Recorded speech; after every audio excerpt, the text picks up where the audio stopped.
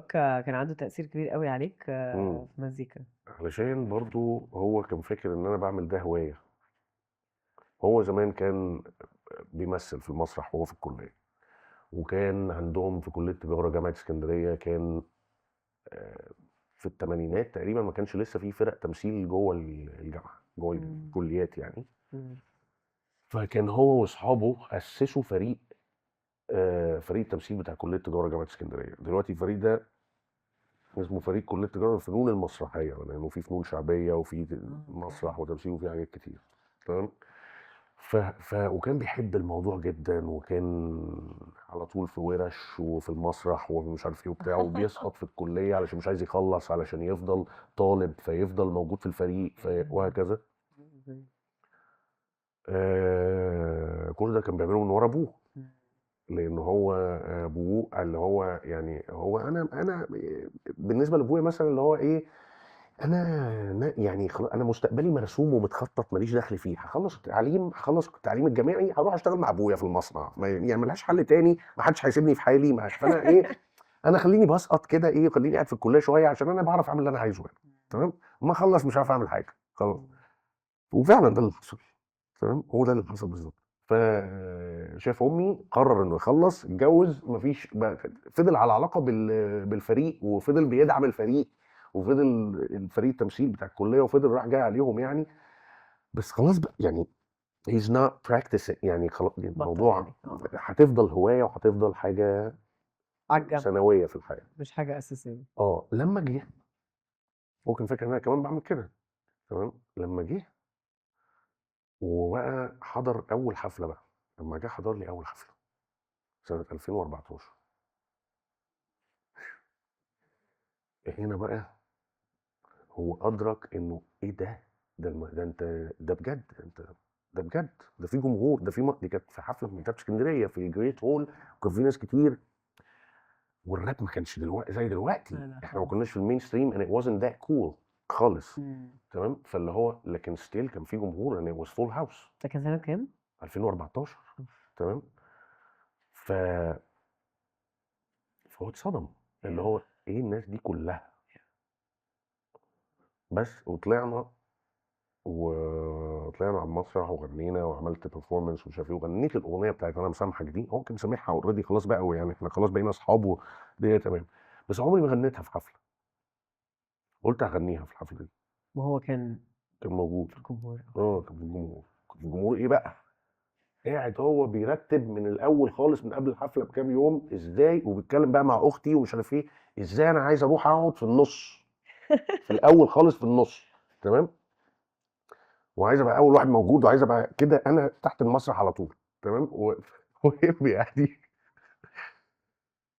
فغنيتها، وطبعا ما غنيتهاش تاني خالص ولا اي حاجه يعني، بس هو كان لازم اقولها، حسيت ان انا محتاج اقولها، مم. محتاج ان انا ايه، اتعافى بالشكل الكامل مم. خالص. انت كنت عامل حسابك ساعتها تغنيها ولا وانت اه واقف؟ لا انا كنت عامل حسابي، كنت عامل حسابي.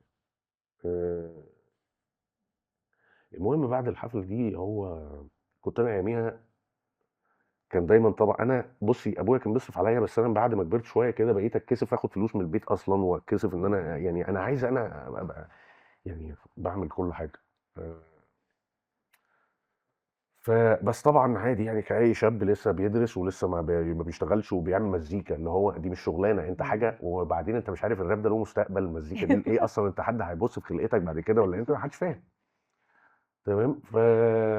فاللي هو at some point بابا بعت لي فلوس، انا يعني كان متكسر. مم. تمام. فهو ما كانش بيتاخر.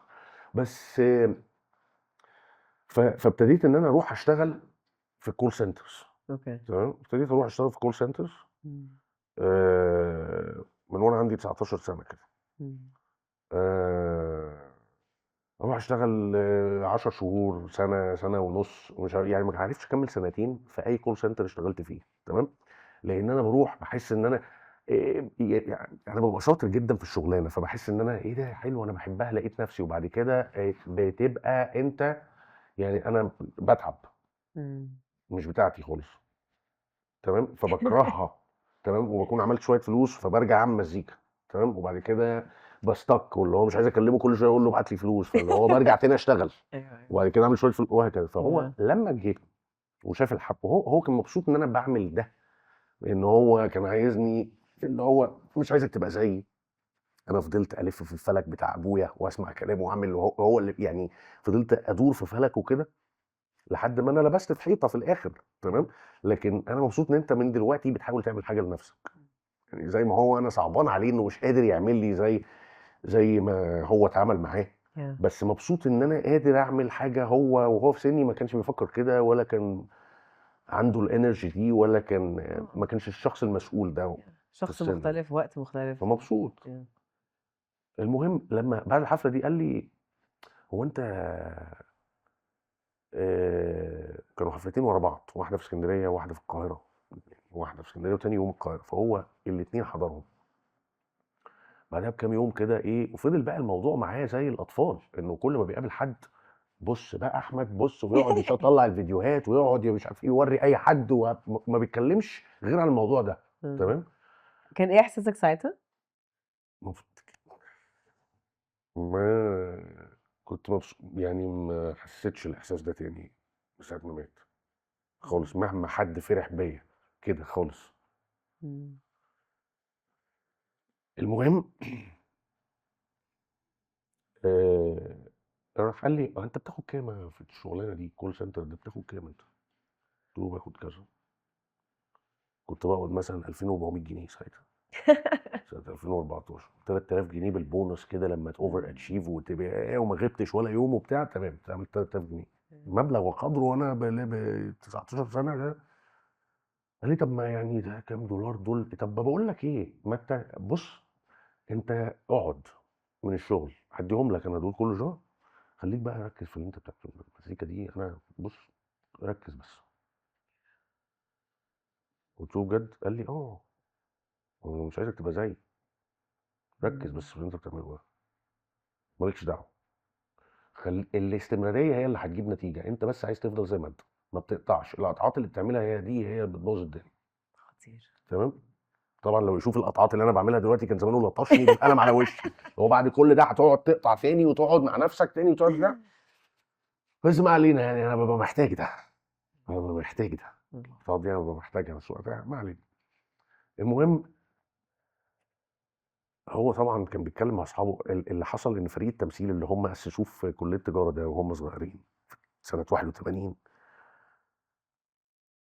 صحابه اتخرجوا من كليه تجاره، وبسبب تعلقهم بالفريق والمسرح انتسبوا لاداب مسرح، انتسبوا لمعهد الفنون، انتسبوا وهكذا، وبقوا بقوا دكاتره ومخرجين مسرحيين، وبقى مش عارف مين اخد جايزه الدوله التشجيعيه، وبقى مش عارف مين عميد معهد فنون مسرحيه مش عارف في الكويت، وبقى يعني.